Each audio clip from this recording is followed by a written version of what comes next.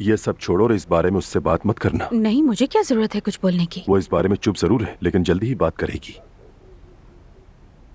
काश जिमल उस घर की बहू बन गई होती। बहू बन चुकी है जान। मेरा मतलब है ऑफिशियली तौर पर। इंशाल्लाह वो भी हो जाएगा इंशाल्लाह। लेकिन जैनब के साथ नहीं। क्या होगा फिर? उफ, मैं तुम्हें बताता हूँ। चूंकि तुमने मीठा बनाया है, चलो हम ये मीठा लेकर उसके घर चलते हैं। उसे ऐसी चीजों का कुछ नहीं पता, सवाब का काम है ये। वैसे मैं एक बात सोच रही हूँ रेहान, क्या हम दोनों का इस तरह से एक साथ जाना मुनासिब होगा? आखिर को वो तुम्हारी बीवी थी। उसे ऐसी चीजों से फर्क बिल्कुल नहीं पड़ता।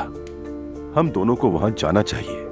बाप होने के नाते उसकी शादी जल्दी करवा देनी चाहिए, ठीक है? एक अच्छे बाप का यही फर्ज बनता है। तुम जो कहो वही ठीक होगा। इस दुनिया में सिर्फ तुम ही हो जो मुझ पर यकीन रखती हो मेरी जान। तुम ही हो जो मेरी कदर जानती हो। क्योंकि तुम मेरे शौहर जो हो। मेरी जान, तुम मेरे लिए कोहिनूर का हीरा हो।